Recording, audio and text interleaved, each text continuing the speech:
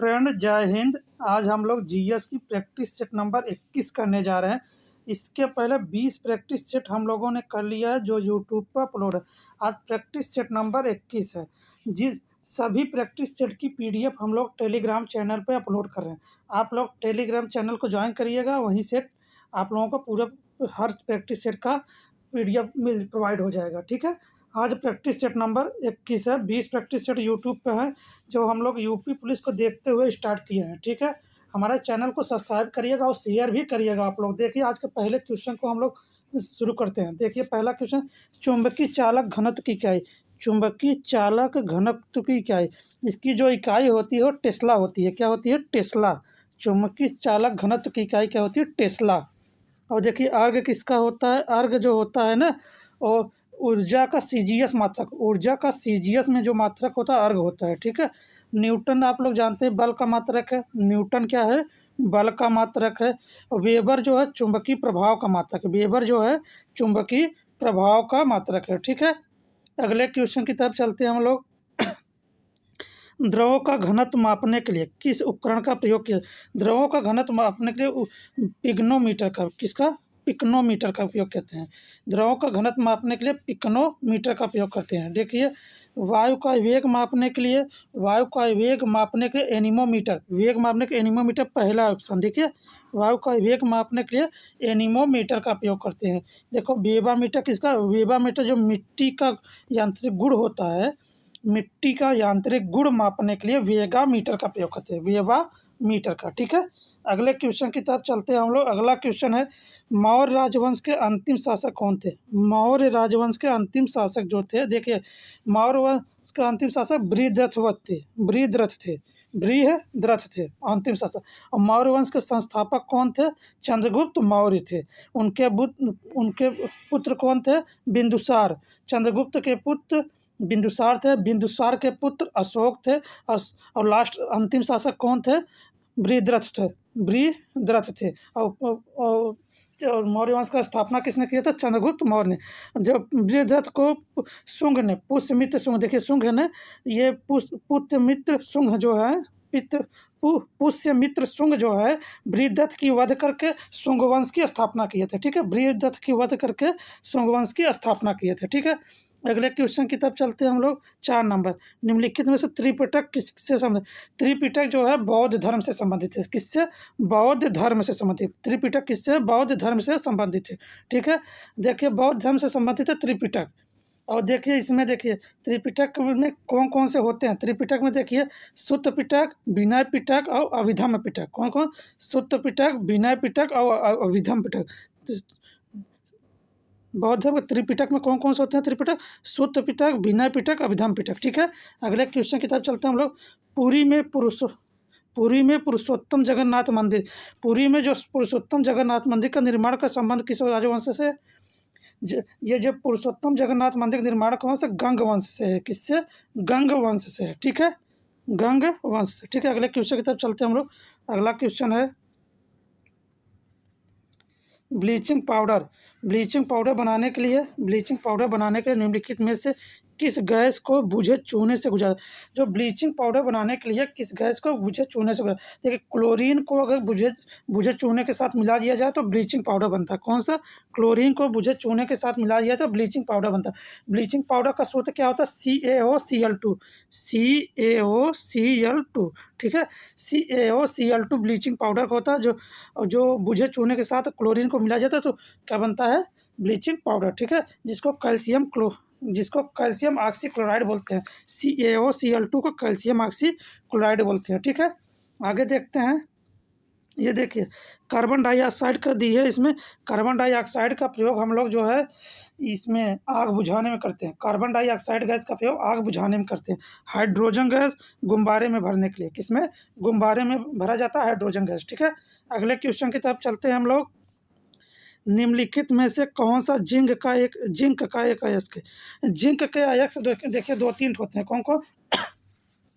देखिए इसमें स्फेलेराइट, पहला ही ऑप्शन देखिए, पहला ही इसके स्केलेराइट देखिए, स्केलेराइट पहले है ना, इसके स्केलेराइट बोलते हैं, इसके स्केलेराइट और कैलामाइन और स्फेलेराइट दोनों जिंक के अयस्क होते हैं। जिंक के अयस्क कौन कौन होते हैं? स्फेलेराइट और कैलामाइट। ठीक है, अगले क्वेश्चन की तरफ चलते हैं हम लोग। अगला है कोरिंगा गराज वन्यजीव अभयारण्य। कोरिंगा गराज वन्यजीव अभयारण्य, ठीक है, कोरिंगा गराज वन्यजीव अभयारण्य, ये कहाँ पे? यह है आंध्र प्रदेश में। कहाँ पे है? आंध्र प्रदेश में है। ठीक है, कोरिंगा गराज कहाँ पे? आंध्र प्रदेश में। देखिए पश्चिम बंगाल में कौन कौन से है? पश्चिम बंगाल में एक सुंदरवन वन्यजीव अभयारण्य है, एक गोरुमारा और सुंदरवन। देखिए सुन लीजिए फिर से, गोरुमारा ये भी पश्चिम बंगाल में और सुंदरवन ये दोनों पश्चिम बंगाल में। ठीक है, गोरुमारा और सुंदरवन ये दोनों पश्चिम बंगाल में। और देखिए कर्नाटक में कौन सा है? कर्नाटक में देखिए बादीपुर, बन्नेरघट्टा, कुद्रेमुख और नागरहोल। ठीक है, 4 है। देखिए कौन कौन? बादीपुर वन्यजीव अभयारण्य, नागरहोल वन्यजीव अभयारण्य, बन्नेरघट्टा वन्यजीव अभयारण्य और कुद्रेमुख वन्यजीव अभयारण्य। ठीक है, कर्नाटक में। और उड़ीसा में देख लिया, उड़ीसा में एक है सिमलीपाल है, उड़ीसा में सिमलीपाल और भीतरकनिका। उड़ीसा में कौन कौन सा है? सिमलीपाल और भीतरकनिका। ठीक है, अब अगले क्वेश्चन की तरफ चलते हैं हम लोग। कुतुब मीनार का निर्माण कार्य किसने पूरा किया? कुतुब मीनार का निर्माण कार्य जो है इल्तुतमिश ने पूर्ण करवाया था। इल्तुतमिश ने पूर्ण करा था। इसका निर्माण का नींव जो रखी थी, नींव जो है कुतुबुद्दीन ऐबक ने रखा था। ठीक है, कुतुब मीनार की नींव किसने रखा था? कुतुबुद्दीन ऐबक ने। और उसको पूरी तरह से बनवाया था, पूर्ण करवाया था इल्तुतमिश ने। ठीक है, इसमें देखिए शाहजहाँ दिया। शाहजहाँ को इनके काल को वास्तुकला का स्वर्ण काल बोला जाता है। ठीक है, वास्तुकला का स्वर्ण काल शाहजहाँ को बोला जाता है। और चित्रकला का स्वर्ण काल जो है जहांगीर के समय को चित्रकला का स्वर्ण काल बोला जाता है। शाहजहाँ के समय को वास्तुकला का स्वर्ण काल बोला जाता है। ठीक है, अगले क्वेश्चन की तरफ चलते हैं हम लोग। 10 नंबर है, निम्नलिखित में भूदान आंदोलन के अग्रणी कौन? भूदान आंदोलन जो विनोबा भावे से संबंधित था। कौन? किससे? विनोबा भावे से। ठीक है, डी वाला ऑप्शन विनोबा भावे संबंधित क्या था? भूदान आंदोलन। इसको जो है, इस आंदोलन को रक्तहीन क्रांति के रूप में भी जाना जाता है। भूदान आंदोलन को रक्तहीन क्रांति के रूप में भी जाना जाता है। देखिए गांधी जी के थे भारत छोड़ो आंदोलन। ठीक है, गांधी जी किससे संबंधित है? भारत छोड़ो आंदोलन से। ठीक है, अगले क्वेश्चन की तरफ चलते हैं हम लोग। 11 नंबर है, भारतीय स्वतंत्रता संग्राम के निम्नलिखित क्रांतिकारियों में से किसे मास्टर दा कहा जाता है? मास्टर दा जो है सूर्य सेन को कहा जाता था। किसको? सूर्य सेन को मास्टर दा बोला जाता था। ठीक है, चंद्रशेखर आजाद एक नारा दिए थे। नारा क्या दिया था? आज़ाद ही रहे हैं, आज़ाद ही रहेंगे। इनका नारा क्या था? चंद्रशेखर आजाद का, आज़ाद ही रहे हैं, आज़ाद ही रहेंगे। ठीक है, और इसमें देखिए बाल गंगाधर तिलक क्या है? इनका नारा है स्वराज मेरा जन्मसिद्ध अधिकार है, मैं इसे लेकर रहूँगा। इनका नारा है स्वराज मेरा जन्मसिद्ध अधिकार है। यह किसका है? बाल गंगाधर तिलक की। ठीक है, बाल गंगाधर तिलक का है स्वराज मेरा जन्मसिद्ध अधिकार, इसे मैं लेकर रहूँगा। ठीक है, अगले क्वेश्चन की तरफ चलते हैं हम लोग। 12 नंबर, प्रसिद्ध संगीतकार अरविंद पारिक किस संगीत वंश से संबंधित? अरविंद पारिक जो थे, ये अरविंद पारिक के बारे में जान लीजिए। अरविंद पारिक किससे संबंधित थे? ये देखिए, ये जो है सितार वादक। क्या थे? सितार वादक, बी वाला ऑप्शन। अरविंद पारिक किससे थे? सितार वादक थे। ठीक है, सितार वादक देख लिया कौन कौन और बजाते हैं। जैसे अरविंद पारिक हो गए, उसके बाद पंडित रविशंकर, निखिल बनर्जी और विलायत खां। कौन कौन? पंडित रविशंकर, निखिल बनर्जी और विलायत खां, तीनों लोग सितार बजाते हैं। ठीक है, सितार कौन कौन? पंडित रविशंकर, निखिल बनर्जी और विलायत खां और अरविंद पारिक, 4 लोग हो गए। तबला देखिए किसने कौन कौन बजाते हैं? जाकिर हुसैन, अल्लाह रखा खां, किशन महाराज, गुदई महाराज और स्वपन कुमार। ठीक है, तबला कौन कौन बजाते हैं? फिर से सुन लीजिए, जाकिर हुसैन तबला वादक है, अल्लाह रखा खां है, गुदई महाराज है, किशन महाराज हैं और स्वपन कुमार हैं। ठीक है, बांसुरी देखिए कौन कौन बजाते हैं? बांसुरी देखिए पन्नालाल घोष है, हरिप्रसाद चौरसिया है दूसरे, और तीसरे है राजेंद्र कुलकर्णी। ठीक है, कौन कौन? पन्नालाल घोष, हरिप्रसाद चौरसिया और राजेंद्र कुलकर्णी। ये क्या बजाते हैं? बांसुरी बजाते हैं। ठीक है, शहनाई में देखिए कौन कौन, क्या शहनाई में कौन कौन है? जैसे बिस्मिल्लाह खां, अली अहमद हुसैन खां। कौन कौन? बिस्मिल्लाह खां, अली अहमद हुसैन खां। ये दोनों लोग क्या बताते हैं? शहनाई बजाते हैं। ठीक है, अब अगले क्वेश्चन की तरफ चलते हैं हम लोग। निम्नलिखित विकल्पों में से पुनरुत्पादन पौधों का नाम बता। पुनरुत्पादन बता, बेड मोल्ड है। कौन सा है? Bed mould. पुनरुत्पादन क्या है? बेड मोल्ड है। ठीक है, अगले क्वेश्चन की तरफ चलते हैं हम लोग। मनुष्य की आँख के की स्थिति के रंग द्रव्य के जो आँख का रंग होता है मनुष्य का आँख का रंग जो होता है, ये जो है आइरिस के कारण। किसके कारण? आइरिस के कारण। मनुष्य के आँख का रंग आइरिस में उपस्थित एक द्रव्य होता है जिसके कारण आँख का रंग पता चलता है। ठीक है, आइरिस में उपस्थित द्रव्य के कारण। आइरिस जो है अपारदर्शी झिल्ली होता है। मनुष्य का आँख का आइरिस जो होता है अपारदर्शी एक झिल्ली होता है। ठीक है, आगे चलते हैं हम लोग। जीवित प्राणियों निषेचन के दौरान नर और मादा गैमेट का संचलन एक कोशिका बनाने के लिए होता है, जिसे कहते हैं युग्मक कहते हैं। इसके कहते हैं युग्मनज कहते हैं। क्या कहते हैं? युग्मनज। ठीक है, नर और मादा जो जीवित प्राणी इसमें निषेचन के दौरान युग्मनज बोलते हैं। ठीक है, युग्मनज। अगले क्वेश्चन की तरफ चलते हैं हम लोग। 16 नंबर है गरीबी रेखा से नीचे के लोगों का अनुपात। गरीबी रेखा से नीचे के लोगों का अनुमान किया। जो गरीबी रेखा की संख्या लोगों का अनुपात संख्या से किया जाता है। ठीक है, इसे लोगों की संख्या से अनुपात होता है गरीबी रेखा के। ठीक है, इसका एक गरीबी रेखा की संख्या का गुणांक होता है देश की निर्धन जनसंख्या बटा देश की कुल जनसंख्या गुणे 100। देश की निर्धन जनसंख्या बटा देश की कुल जनसंख्या गुणे 100, ये संख्या का गुणांक होता है। ठीक है, आगे देखते हैं। काफ़ी का मूल स्थान पूछा। ये बहुत बारीकता से मूल स्थान पूछा, ना कि सबसे ज़्यादा काफ़ी कहाँ होता है। काफ़ी का मूल स्थान जो इथियोपिया में होता है। कहाँ होता है? इथियोपिया में। काफ़ी जहाँ सबसे पहले कहाँ पैदा हुआ? इथियोपिया में। और काफ़ी सबसे ज़्यादा वर्तमान में सबसे ज़्यादा काफ़ी कहाँ मिलता है? ब्राज़ील में। ब्राज़ील जो है काफ़ी उत्पादन में प्रथम स्थान है। ठीक है, काफ़ी उत्पादन में प्रथम स्थान ब्राज़ील है। और भारत इस समय काफ़ी में 6वें स्थान पे है। किस स्थान पे? 6वें स्थान पे भारत काफ़ी में। ठीक है, आइए क्रांति देखते हैं। नीली क्रांति किससे संबंधित? नीली क्रांति जो मत्स्य पालन से है। ठीक है, नीली क्रांति किससे संबंधित है? मत्स्य पालन से। देखिए कुछ क्रांतियाँ और जान लेते हैं हम, जैसे हरित क्रांति कृषि बोल दीजिए या तो खाद्यान्न उत्पादन। हरित क्रांति किससे है? खाद्यान्न से है। गुलाबी क्रांति देखिए, गुलाबी क्रांति जो है प्याज या झींगा मछली से होता है। गुलाबी क्रांति प्याज या झींगा मछली से होता है। ठीक है, दूध जो है दूध के लिए श्वेत क्रांति होता है। श्वेत क्रांति जो है दूध के लिए होता है। ठीक है, रजत क्रांति अंडा के लिए। और गोल क्रांति आलू के लिए। ठीक है, गोल क्रांति आलू के लिए। ठीक है, अगले चलते हैं। अगर लाल क्रांति पूछ दिया, लाल क्रांति मांस या टमाटर के लिए होता है। ठीक है, लाल क्रांति मांस या टमाटर के लिए होता है। ठीक है, अगले क्वेश्चन की तरफ चलते हैं हम लोग। विश्व का सबसे गहरी झील पूछा है। विश्व का सबसे गहरी झील वो बैकाल झील होता है। कौन सा? बैकाल झील। ये रूस में है। कहाँ पे है? रूस में। विश्व का सबसे गहरी झील कौन सा है? बैकाल झील। ये रूस में है। और एक बात और, ये यूनेस्को के विश्व धरोहर स्थल में भी शामिल है।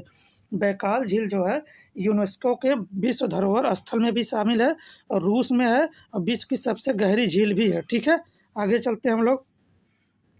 21 नंबर क्वेश्चन है। किस महाद्वीप में कोई ठंडा मौसम नहीं होता? ठंडा मौसम जो है अफ्रीका महाद्वीप में। अफ्रीका में कभी ठंडा मौसम नहीं होता है, क्योंकि देखिए इसमें जो कर्क रेखा है अफ्रीका के मध्य से होकर गुजरती है। अब वो कर्क रेखा करें, भूमध्य रेखा अफ्रीका के मध्य से होकर गुजरती है। ठीक है, इसी के कारण हमेशा गर्म मौसम ही रहता है। भूमध्य रेखा अफ्रीका के मध्य से होकर गुजरती है, हमेशा गर्म मौसम ही रहता है, यहाँ कभी ठंडा मौसम नहीं होता। ठीक है, देखिए इसमें एशिया महाद्वीप सबसे बड़ा महाद्वीप होता है, ऑस्ट्रेलिया महाद्वीप सबसे छोटा महाद्वीप होता है। ठीक है, एशिया महाद्वीप सबसे बड़ा महाद्वीप है, ऑस्ट्रेलिया सबसे छोटा, अफ्रीका जो है दूसरे नंबर पर महाद्वीप है। ठीक है, अगले क्वेश्चन की तरफ चलते हैं हम लोग। निम्नलिखित में से भारतीय राज्यों में कहाँ से कर्क रेखा नहीं गुजरती? कर्क रेखा भारत के 8 राज्यों से होकर गुजरती है। भारत के 8 राज्यों से होकर कर्क रेखा जो गुजरती है। देखिए कहाँ-कहाँ से गुजरती है। देखिए पहला है गुजरात, गुजरात के बाद राजस्थान, राजस्थान के बाद मध्य प्रदेश, मध्य प्रदेश के बाद छत्तीसगढ़, छत्तीसगढ़ के बाद झारखंड, झारखंड के बाद पश्चिम बंगाल, पश्चिम बंगाल के बाद त्रिपुरा, त्रिपुरा के बाद मिज़ोरम। ठीक है, 8 राज्य हो गए। फिर से सुन लीजिए 8 राज्य कौन-कौन? गुजरात, राजस्थान, मध्य प्रदेश, छत्तीसगढ़, झारखंड, पश्चिम बंगाल, त्रिपुरा, मिज़ोरम। ठीक है, देखिए इसमें कौन सा राजस्थान है जहाँ से गुजरता है, त्रिपुरा भी गुजरता है, मिज़ोरम भी। उत्तर प्रदेश से जो है, उत्तर प्रदेश से कर्क रेखा नहीं गुजरती है। ठीक है, अगले क्वेश्चन की तरफ चलते हैं हम लोग। अगला क्वेश्चन है 22 नंबर। 22 नंबर क्वेश्चन है टिहरी बाँध कहाँ पर स्थित है? देखिए टिहरी बाँध जो है भागीरथी नदी पर स्थित है। किस नदी पर? देखिए पहला ही ऑप्शन है। टिहरी बाँध कहाँ पे है? भागीरथी नदी पर। तो भागीरथी नदी टिहरी बाँध कहाँ पर? उत्तराखंड में भी है। उत्तराखंड में टिहरी बाँध है भागीरथी नदी पर। जैसे एक कृष्णा नदी पे कौन सा? कृष्णा नदी पे एक अलमाटी बाँध है, एक नागार्जुन सागर बाँध है। ठीक है, अगर कृष्णा नदी पे कौन सा बाँध पूछेगा? अलमाटी बाँध और नागार्जुन सागर बाँध। और टिहरी नदी पे कौन सा है? टिहरी बाँध कहाँ पे? भागीरथी नदी पर। ठीक है, अगले क्वेश्चन की तरफ चलते हैं हम लोग। अंतर्राष्ट्रीय न्यायालय किस देश में स्थित है? अंतर्राष्ट्रीय न्यायालय किस देश में स्थित है? जो अंतर्राष्ट्रीय न्यायालय जो नीदरलैंड, नीदरलैंड के द हेग में, नीदरलैंड के द हेग में अंतर्राष्ट्रीय न्यायालय स्थित है। ठीक है, नीदरलैंड के द हेग में अंतर्राष्ट्रीय न्यायालय स्थित है। देखिए अंतर्राष्ट्रीय न्यायालय में कितने जज होते हैं? अंतर्राष्ट्रीय न्यायालय में 15 जज होते हैं। कितने? 15 जज होते हैं। अंतर्राष्ट्रीय न्यायालय में कितने? 15 जज होते हैं और इनका कार्यकाल जो होता है 9 वर्ष का होता है। अंतर्राष्ट्रीय न्यायालय के जो जज होते हैं इनका कार्यकाल कितना होता है? 9 वर्ष का होता है। इसका मुख्यालय कहाँ है? The Hague, the Hague Netherlands में। और कितने जज होते हैं? 15 होते हैं। ठीक है, अगले क्वेश्चन की तरफ चलते हैं हम लोग। रियाल किसकी मुद्रा? रियाल जो है सऊदी अरब की मुद्रा है। किसकी है? सो पहला ही ऑप्शन, रियाल जो है सऊदी अरब की मुद्रा है। देखिए सऊदी अरब की और कहाँ, ये रियाल जो है और कहाँ की मुद्रा है? देखिए एक होता है ईरान की होती है, ईरान की भी रियाल है। और एक होता है कतर, कतर का भी रियाल है। और यमन होता है, यमन का भी रियाल है। देखिए सऊदी अरब, कतर, यमन और ईरान सभी का क्या है? रियाल है।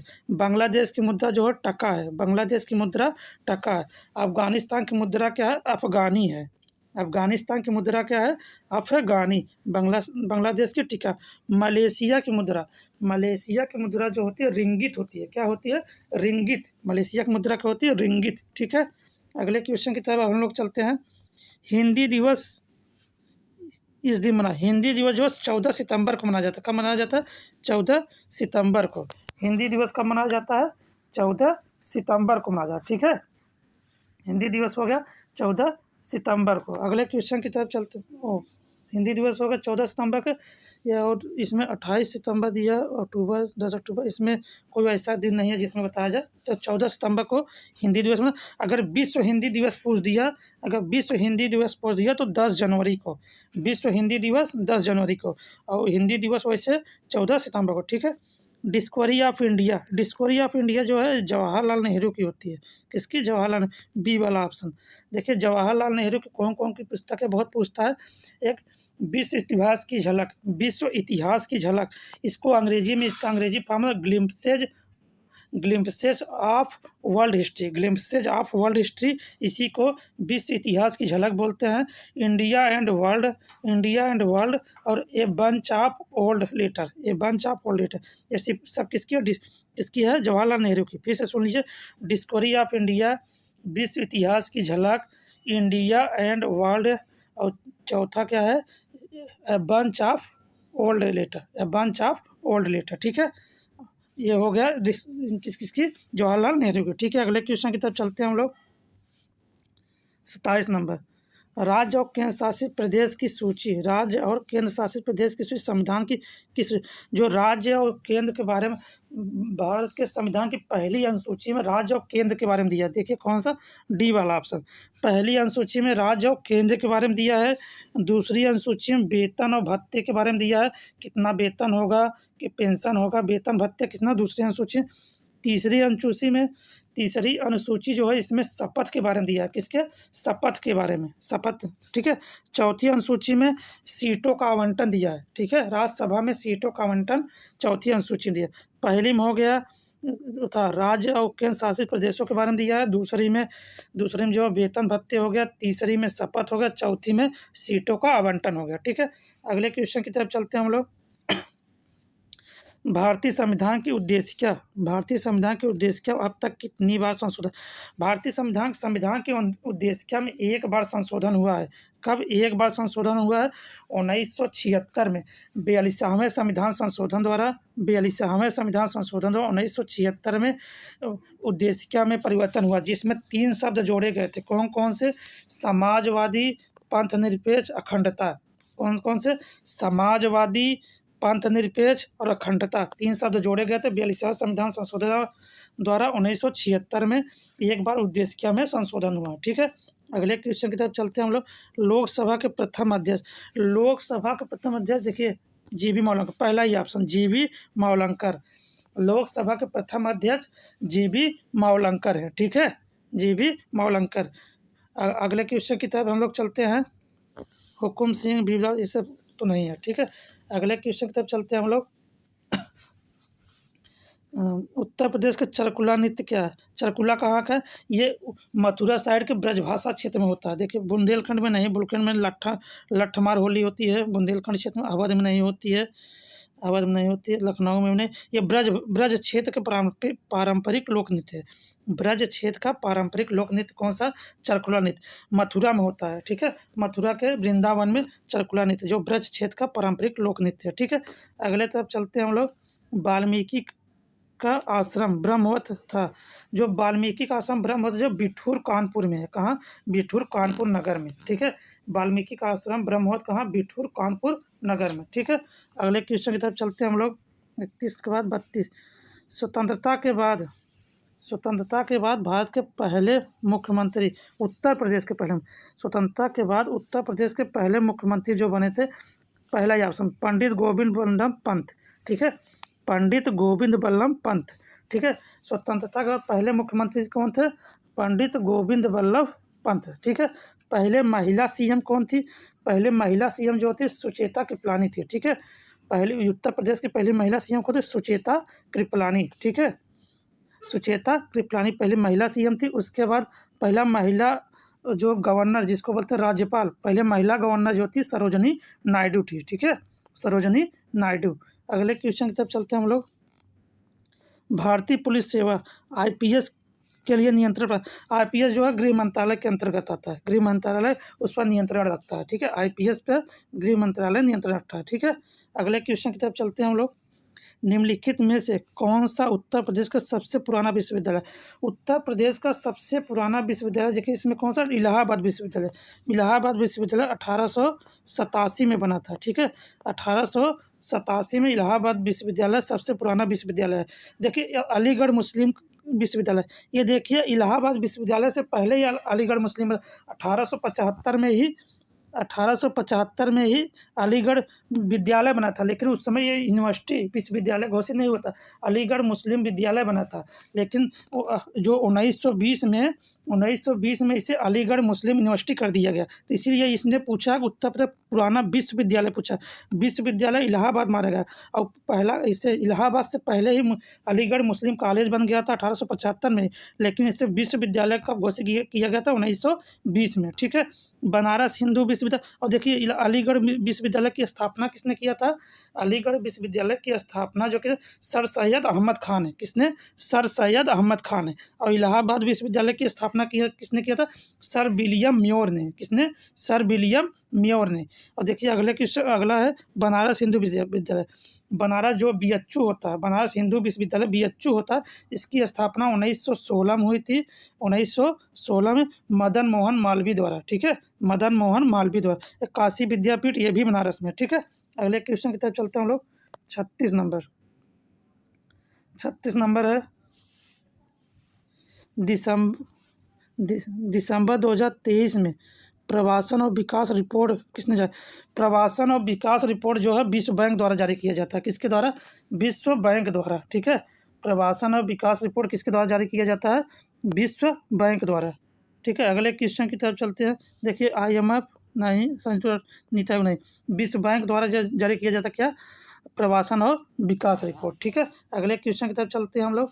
दिसंबर 2023 में जारी आकांक्षी ब्लॉक प्रोग्राम, आकांक्षी ब्लॉक प्रोग्राम पहली डेल्टा रैंकिंग में शीर्ष ब्लॉक, पहली डेल्टा रैंकिंग में जो है ये जो है तेलंगाना का तिरयानी ब्लॉक है, तेलंगाना। देखिए इसमें क्या, ये तेलंगाना बोल रहे हैं, इसको क्या बोलते हैं, उसको तमिलनाडु का तिरयानी गाँव। ठीक है, तमिलनाडु का तिरयानी। ठीक है, तिरयानी ब्लॉक जो है पहला डेल्टा रैंकिंग में शीर्ष ब्लॉक घोषित किया गया था। ठीक है, शीर्ष ब्लॉक किससे? तमिलनाडु का तिरयानी ब्लॉक। ठीक है, अगले क्वेश्चन की तरफ चलते हैं हम लोग। अगला है दिसंबर 2023 में अपने सभी जिलों में हॉल मार्किंग सेंटर खोलने वाला। हॉल मार्क जो लगता नहीं किसी सरकारी चीज़, किसी भी चीज़ पर हॉल मार्क, जैसे सोने पर हॉल मार्किंग सिस्टम, ये खोलने वाला सोने पर हॉल मार्क लगता है ना, हॉल मार्क सिस्टम सेंटर खोलने वाला पहला राज्य जो है केरल है। हॉल मार्क सेंटर पहला राज्य कौन है? केरल है। हर इसके हर जिलों में हॉल मार्क सेंटर खुला है केरल में। ठीक है, ठीक है, आज के सेट का क्वेश्चन समाप्त हुआ। आज 21 नंबर सेट था। ठीक है, जो भी क्वेश्चन रिलेटेड बातें हो या कोई भी टॉपिक से बात हो तो कमेंट आप लोग करिएगा। ठीक है, और आज हमारे चैनल अच्छा लगा तो हमारे चैनल को सब्सक्राइब करिएगा, लाइक करिएगा और शेयर करिएगा। धन्यवाद।